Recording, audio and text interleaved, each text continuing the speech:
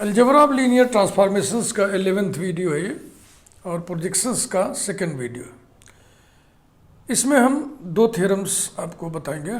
दोनों के प्रूफ मैं ये तो नहीं कहूँगा कि बहुत आसान है, लेकिन ये ज़रूर कह सकता हूँ कि बहुत कठिन नहीं है। अब ये लॉजिकल मैथमेटिक्स है। एब्स्ट्रैक्ट अलजेब्रा के थ्योरम्स के प्रूफ बड़े ही लॉजिकली प्लानिंग करके लिखा जाता है। एक बार में 100% तो समझ में नहीं आना है, इसलिए इनके प्रूफ को आप 2 बार 3 बार सुनिए, लिख के 2 बार 3 बार रिवाइज करिए। कोई बात फंसती है तो पीछे पलट के देखिए। अब जैसे कि इस वीडियो को अगर आप देख रहे हैं तो मैं आपसे बोलूँगा कि आप तुरंत इस वीडियो को देखना बंद करिए और पहले इसके पहले वाला वीडियो प्रोजेक्शन 1 देखिए। प्रोजेक्शन 1 देख करके उसके कंटिन्यूएशन में तुरंत इस वीडियो को देखिए, तब आपको बेहतर समझ में आएगा। बहरहाल आइए थ्योरम देखें। Late W be a subspace of a linear space VF and T be a linear operator on B। Let E be the projection of V on W, then W is invariant under T implies that and implied by TE equal to ETE। तो अब पिछले video में projection आप पढ़े थे। यदि V अपने दो सब स्पेसेस का डायरेक्ट सम हो तो V का हर वेक्टर इस रूप में यूनिकली एक्सप्रेस किया जा सकता है। α1 प्लस α2। α1 W1 का एलिमेंट है, α2 W2 का एलिमेंट है। अब E एक मैपिंग है इस प्रकार से कि E of alpha equal to α1 for all alpha belonging to V। ठीक है ना। तो इसको हम बोलते हैं E को, या E1 कह लेता हूं मैं। तो E1 को हम कहते हैं projection of V on W1। और E2 एक मैपिंग है ऐसी जो E2 alpha equal to α2 for all alpha belonging to V हो, तो हम कहते हैं E2 is projection of V on W। चूंकि α1 को हम α1 प्लस थीटा लिख सकते हैं, α2 को हम थीटा प्लस α2 लिख सकते हैं, इसलिए E1 ऑफ α1 बराबर α1 होगा, E2 ऑफ α2 इक्वल टू α2 होगा, E1 ऑफ α2 बराबर थीटा और E2 of α1 equal to theta. E1 किसी अल्फा को फर्स्ट कंपोनेंट पर मैप करता है। इसको फर्स्ट कंपोनेंट, इसको सेकंड कंपोनेंट कहते हैं। तो अब E1 α1 को α1 के फर्स्ट कंपोनेंट पर मैप करेगा। α1 का फर्स्ट कंपोनेंट α1 है, α2 का फर्स्ट कंपोनेंट थीटा है, इसलिए E1 α2 को थीटा पर मैप करेगा। E2 α2 को α2 के सेकंड कंपोनेंट पर मैप करेगा और E2 α1 को α1 के सेकंड कंपोनेंट पर मैप करेगा। ये इसके बाद आपने एक रिजल्ट और भी देखा था, E1 plus E2 equal to I, यानी E2 equal to I minus E1। If E1 is projection on W1 then I minus E1 is projection on W2। तो ये सारी बातें दिमाग में आप एक बार रख लो। और पिछला वीडियो अगर आप पूरा कायदे से देख लें तो प्रूफ पढ़ना ज़्यादा बेहतर होगा, लेकिन इतनी मोटी मोटी बातें मैंने आपको बता दिया। तो इस थ्योरम के प्रूफ के 2 पार्ट होंगे, एक इम्प्लाइज दैट पार्ट, एक implied by part. So let us right the proof. बहुत ध्यान से धीरे धीरे मैं लिखूंगा, धीरे धीरे आप देखिए, समझिए। Proof implies that part।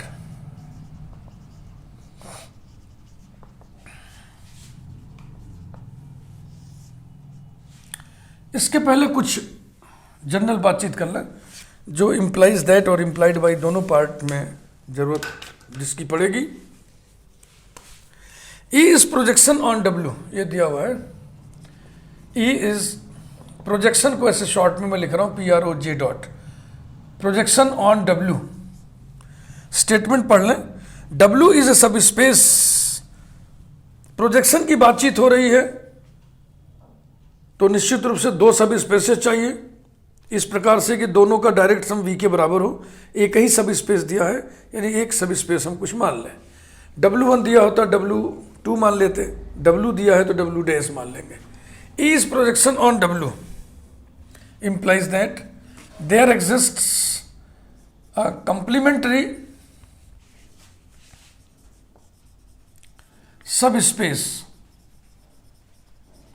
W dash say of V such that V equal to W plus 1 W dash. If a linear space V is the direct sum of its two subspaces, then each is called complementary subspace. W and W dash are termed as complementary subspaces, and so each vector alpha of V is uniquely expressible as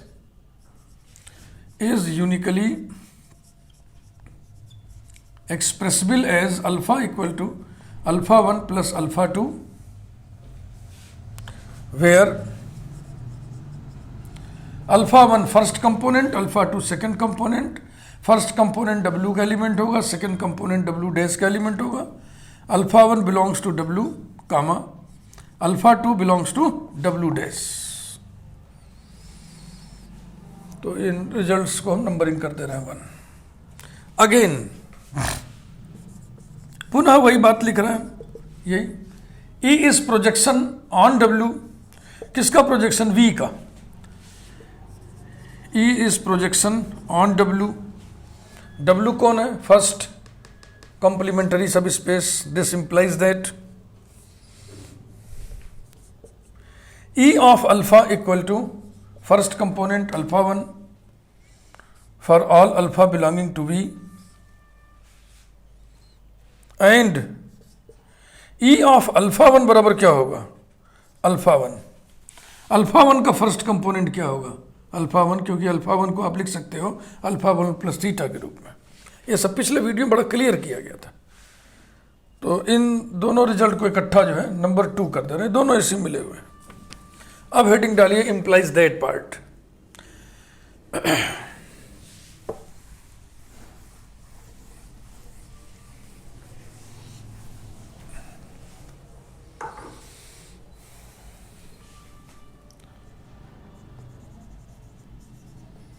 implies that part, implies that and implied by जब हो theorem के statement में, proof के दो part होते हैं, implies that part, implied by part।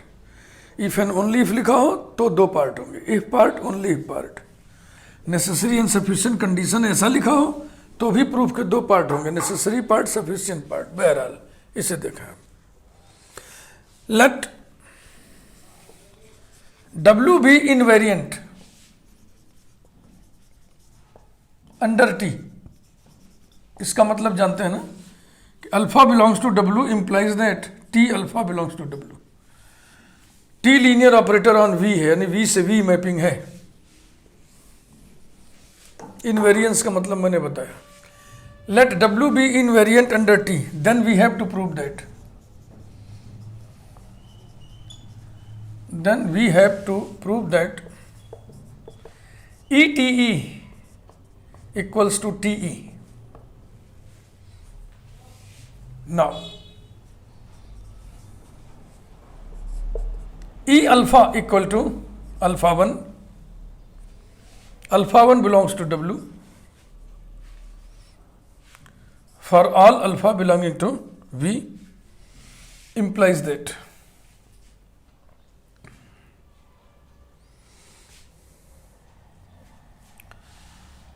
लिखा है कि W is invariant under T।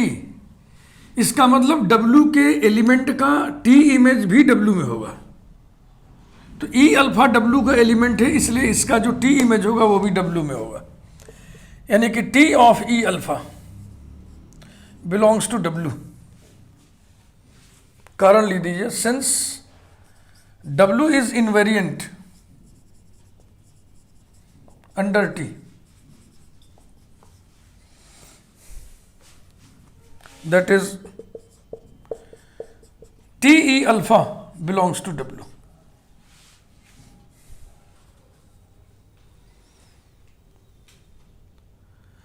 अब जैसे कि अभी आपसे बातचीत हो रही थी कि alpha equal to alpha one plus alpha two, ये W1 का एलिमेंट है, ये W2 का एलिमेंट है, तो W1 के किसी एलिमेंट का ई इमेज क्या होगा? अल्फा वन ही होगा, वही होगा। क्यों? क्योंकि अल्फा वन को इस रूप में जब लिखोगे तो ऐसे ही तो लिखोगे अल्फा वन प्लस थीटा, जहाँ पर अल्फा वन W1 का एलिमेंट है और थीटा W2 का एलिमेंट है, और इस अल्फा वन को हम V का एलिमेंट मान लें। मान क्या ले? है ही है, W1 का एलिमेंट है तो V का एलिमेंट होगा। यानी ई फर्स्ट कंपोनेंट पर मैप करता है।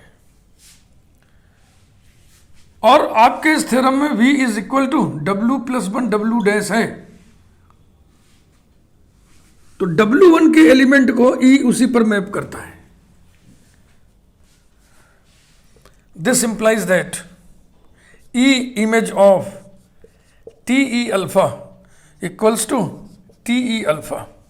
कारण लिखे सिंस, सिंस न लिख के लिखे एज, जैसा कि alpha one belongs to W implies that E alpha one is equal to alpha one belongs to W। यानी W1 के एलिमेंट का E इमेज भी W में होगा।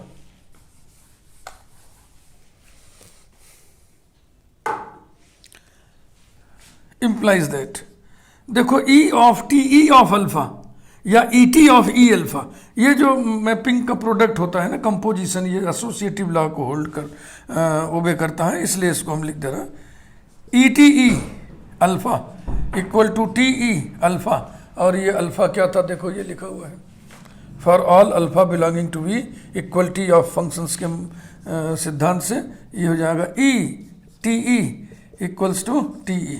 ये प्रूफ हो गया। Then we have to prove that, ये एक पार्ट हो गया। अब इम्प्लाइड बाई पार्ट, हाँ ध्यान से देख लो। देखो मैं पढ़ा रहा हूँ, ठीक से लिखा रहा हूँ, ठीक से समझा रहा हूँ, तो आपके सब समझ में आएगा। लेकिन खुद ब खुद लिखना होगा तो आपको दिक्कत महसूस होगी। ऐसे बहुत तेरे थ्योरम हैं, उनके प्रूफ हैं, इससे और कोई निजात पाने का कोई उपाय नहीं है। ये पढ़ना है तो पढ़ना है, बस इसका तरीका यही कि कई बार पढ़िए, कई बार पढ़िए और लिख लिख के पढ़िए। Implied by part, implied by part,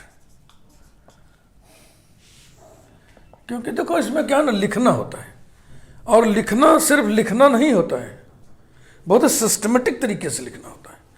और सिस्टमेटिक तरीके से आप तब लिख पाएंगे जब आपका खूब लिखने का अभ्यास होगा।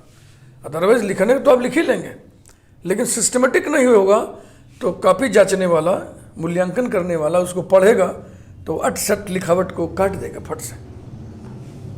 ये मैथमेटिक्स की लिखावट है, ये कोई अखबार का लेख नहीं आप लिख रहे हैं, इसलिए बहुत ही सिस्टमेटिक इसकी लिखावट होनी चाहिए। Let ETE equals to TE, ये दिया हुआ है। Then we have to prove that, then we have to prove that W is invariant under T. W is invariant under T. अब W invariant under T कब होगा? जब आप ऐसा दिखाते हैं कि alpha belongs to W implies that T alpha also belongs to W, यानी W के एलिमेंट की इमेज भी W में है।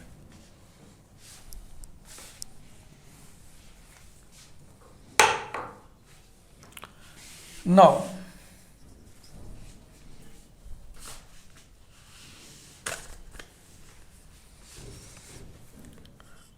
E alpha 1 equal to alpha 1, alpha 1 belongs to W implies that T image दोनों तरफ ले लो, TE alpha 1 equal to T alpha 1 और TE की जगह पर ETE रख दें, implies that ETE alpha 1 equal to T alpha 1 since TE equal to ETE given, implied by part में ये given है, and this implies that E of bracket TE alpha 1 equal to T alpha 1 number 3. But E alpha 1 equal to alpha 1 belongs to W. W is subset of V. ठीक है ना? E alpha 1 के बराबर होता है, first component पर उठा के मैप कर दिया इसने। अल्फा 1 W का एलिमेंट है, W सबसेट V का है, इसका मतलब E alpha 1 is an element of V, और T मैपिंग जो है V से V है, तो V के किसी एलिमेंट का T इमेज भी V में होगा। implies that TE alpha 1 belongs to V। कारण लिख दो, since T is a mapping from V to V, implies that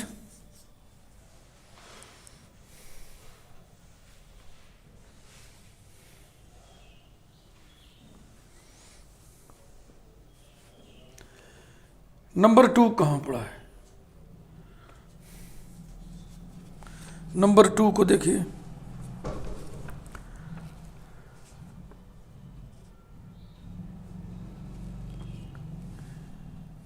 E alpha equal to alpha 1, E alpha equal to alpha 1, यानी कि इसका जो E इमेज होगा, E ऑफ TE अल्फा 1, ये बराबर कितना होगा? E image of this belongs to W, belongs to W, logic लिखिए कारण, since E is a projection on W, ये दिया हुआ है, E is a projection on W का मतलब क्या हुआ? अगर आप शुरू में लिख दिए हो कि V equal to W plus 1 W dash, इस प्रकार से कि इसका arbitrary element alpha 1 plus alpha 2 के रूप में यूनिकली लिखा जा सकता है। तो V के एलिमेंट का जब तुम E इमेज निकालोगे, E इमेज ऑफ अल्फा, तो ये बराबर क्या आएगा? अल्फा 1 जो कि W में होगा। तो V के एलिमेंट का E इमेज कितना होगा? यहां पर इससे सरोकार नहीं है, यहां पर हम इससे सरोकार रख रहे हैं कि V के एलिमेंट का E इमेज W में होगा, V के एलिमेंट का E इमेज W में होगा, इससे सरोकार रखा है हमने। जहां भी बात ना समझ में आए, आप वीडियो को 2 बार 3 बार देखें, बिल्कुल समझ में आएगा। मेरी कोशिश है इस तरीके से मैटर को प्रेजेंट करें कि दोबारा लिख के दोहराने से, सुन के दोहराने से आपको समझ में आए। अब देखें इसको, ये देखें E TE अल्फा 1 ये है, तो यहां पे हम क्या लिख दें? T alpha 1 implies that T alpha 1 belongs to W, और लिख दीजिए by 3। Thus we have alpha 1 belongs to W implies that T alpha 1 belongs to W, and so W is invariant,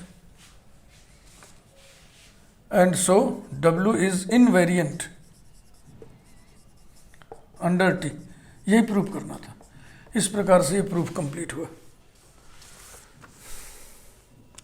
बहुत ठीक से मैंने लिखवाया है, फिर भी अगर आपको कुछ दिक्कत होती है तो आप इसको 2-3 बार वीडियो को सुनिए और फिर मैटर को लिख करके 2-3 बार लिख के अभ्यास करिए। इसके पहले वाला वीडियो जरूर देख लीजिए, तो ऐसा कुछ नहीं जो आपके समझ ना आए। अब ये है कि बिना देखे लिखने आए तो भाई बिना देखे लिखने का अभ्यास करिए, प्रैक्टिस से आएगा सब। थ्योरम नंबर 2 इसी थ्योरम पर बेस्ड है। Let V equal to W1 plus 1 W2, यानी कि V is the direct sum of its 2 subspaces W1 and W2। W1 W2 complementary subspaces कहलाते हैं, and E is a projection E is a projection of V on W1। ऐसे ही पिछले में भी था, वहाँ W डैश था, E is a projection on W था, W1 है पहला वाला। Late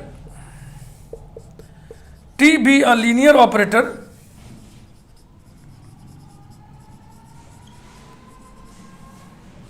on V। मतलब क्या हुआ इसका, that is T from VF to VF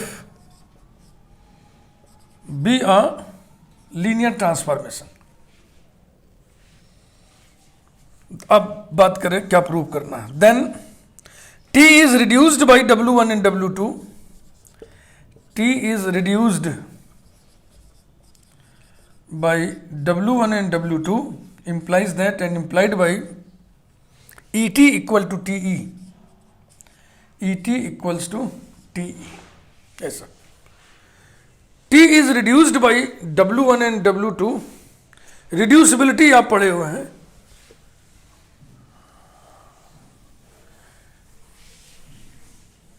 T is reduced by W1 and W2 का मतलब ये हो गया W1 and W2 both are invariant under T। यही रिड्यूसिबिलिटी में आप पढ़े हुए हैं। Proof implies that part, implies that part. Statement जरा ध्यान से एक बार फिर से आप लोग देख लें।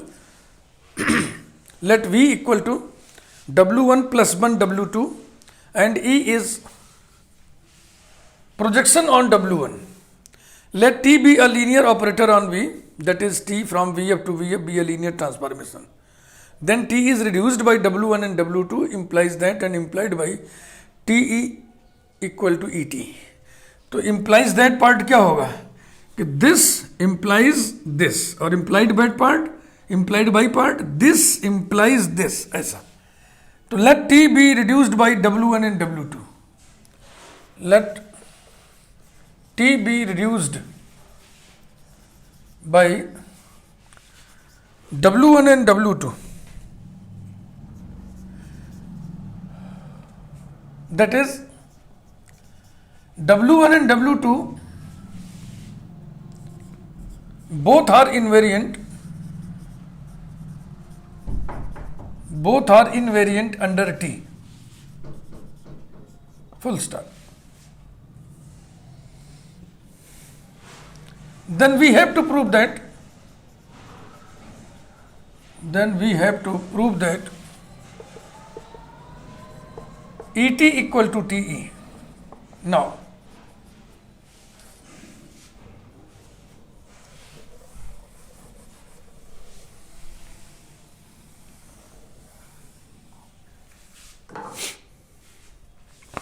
E is projection on W1.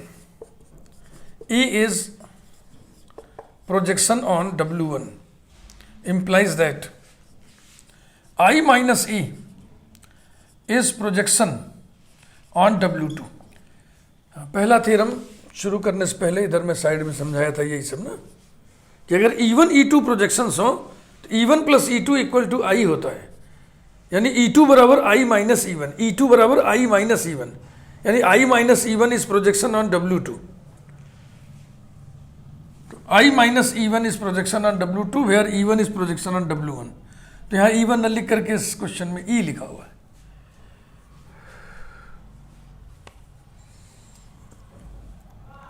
यहाँ पे लॉजिक लिखना चाहे तो लिखना, since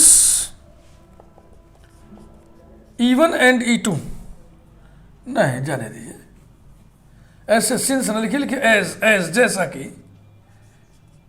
E1 comma E2 are projections on W1 and W2 implies that E1 equal to I minus E2 and E2 equal to I minus E1। हाँ, इस result की चर्चा हमने कर दिया।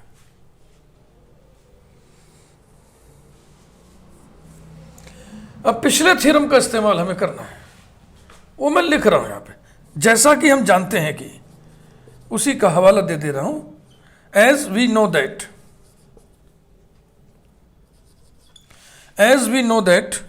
if E is projection on W1,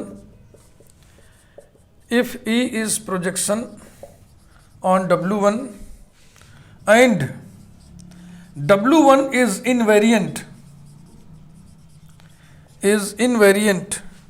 under T, comma, then ETE equals to TE. यही result है, इसी का इस्तेमाल हम करेंगे। इसकी नंबरिंग कर दे रहे हैं।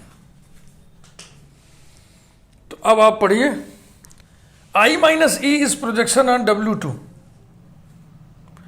and W2 is invariant under T, है ना, W2 is invariant under T। E की जगह पर आप I minus E पढ़िए। I minus E is projection on W2 and W2 is invariant under T, therefore यहाँ क्या रहेगा, I minus E T, I minus E equal to T, I minus E, I minus E। तो यही मैं लिखने जा रहा हूँ।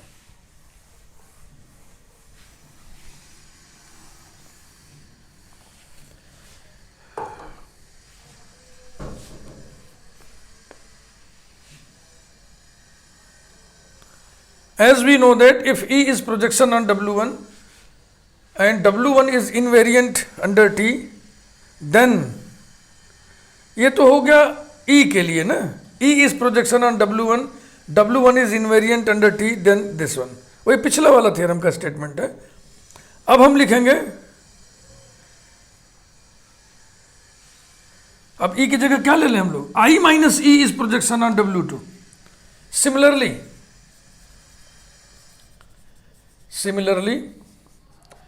I minus E is projection on W2 and W2 is invariant under T,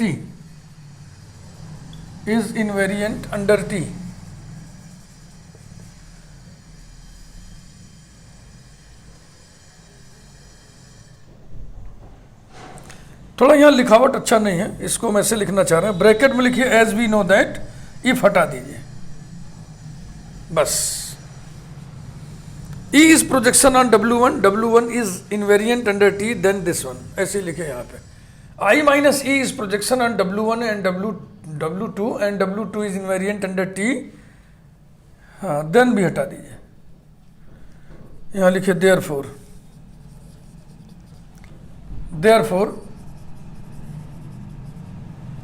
E की जगह पर I minus E लिखिए, I minus E फिर T फिर I minus E equals to T I minus E, इसे सिंप्लीफाई करना है। Implies that I minus E, T को अंदर करना है, TI minus TE equals to TI minus TE। Implies that I, ये वाला I पहले इसको उठाया, ब्रैकेट में ये लिखना है, ये क्या चीज़ है, T minus TE minus E bracket में T minus TE equals to T minus TE। Implies that अब IT कितना होगा, T माइनस फिर ITE कितना होगा, TE minus ET plus ETE equal to T minus TE, T minus TE, T minus TE balance हो जाएगा।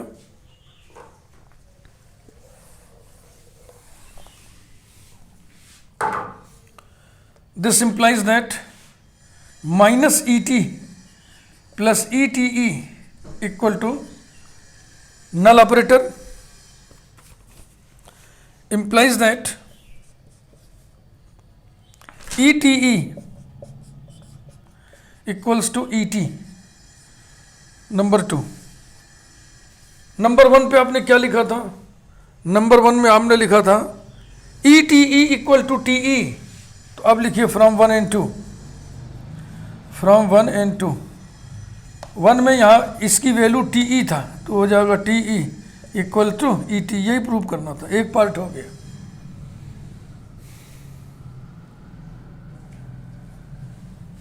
Identity operator का multiplication किसी भी ट्रांसफॉर्मेशन में करोगे, ऑपरेटर में करोगे तो वही आता है।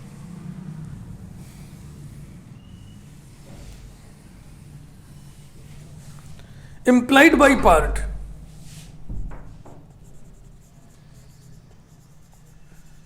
Implied by part. अब की बार ये दिया हुआ है, late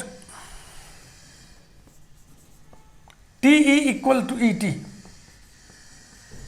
then we have to prove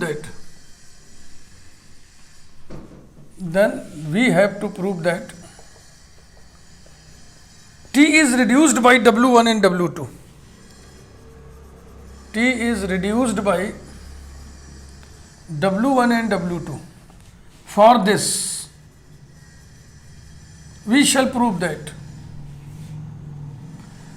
For this,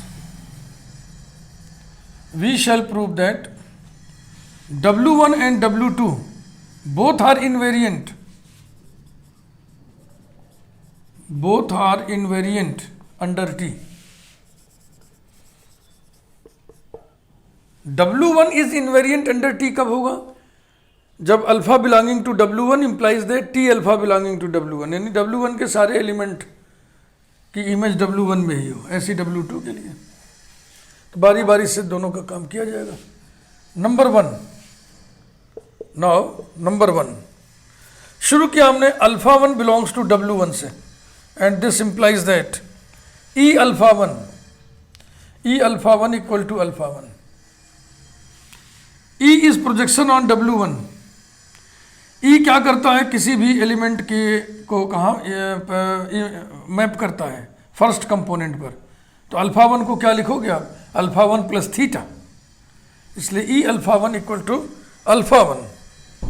दोनों तरफ टी इमेज ले लो, T E alpha one equal to T alpha one, और टी ई की जगह ई टी लिख दो, यही तो दिया हुआ है। तो ये हो गया E T alpha one equal to T alpha one, since T E equals to E T given.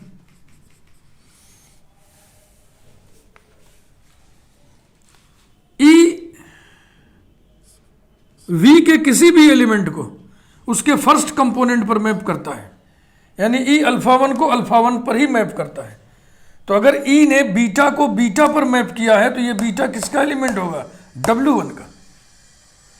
Implies that T alpha one belongs to W1। कारण लिख दीजिए, since E is projection on W1। अब यहां से यहां को मिलाइए, alpha one belongs to W1 implies that T alpha one belongs to W1, therefore W1 is invariant, W1 is invariant under T। ऐसे ही W2 के लिए।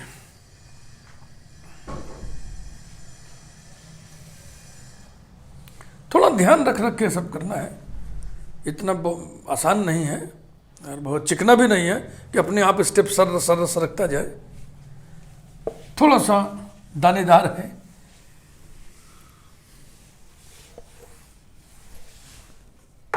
नंबर टू,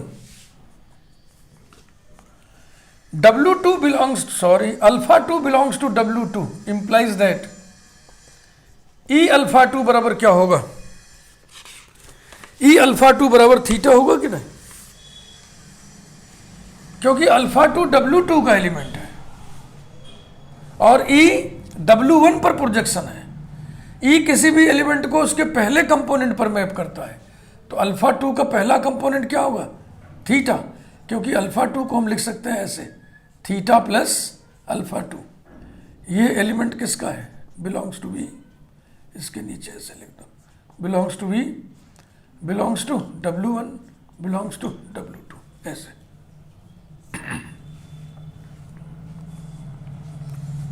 दोनों तरफ टी इमेज ले लो, T E alpha two equal to T theta, T theta बराबर theta होगा। क्यों, क्योंकि जो टी मैपिंग है वो वी से वी ही है, वी के एलिमेंट का इमेज वी में ही होगा। अब टीई की जगह ईटी कर दो, implies that et alpha 2 equal to theta, since te equal to et given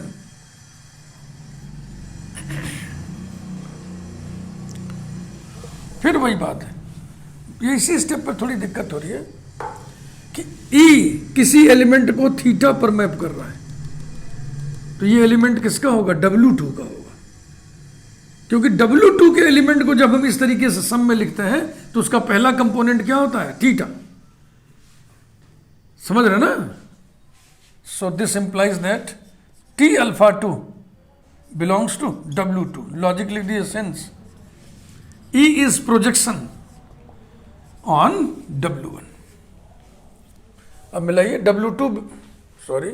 alpha 2 belongs to W2 implies that T alpha 2 belongs to W2, therefore W2 is invariant, W2 is invariant under T, hence the proposition, it completes the proof।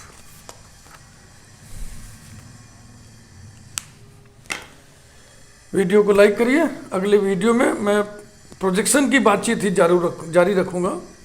Thank you very much.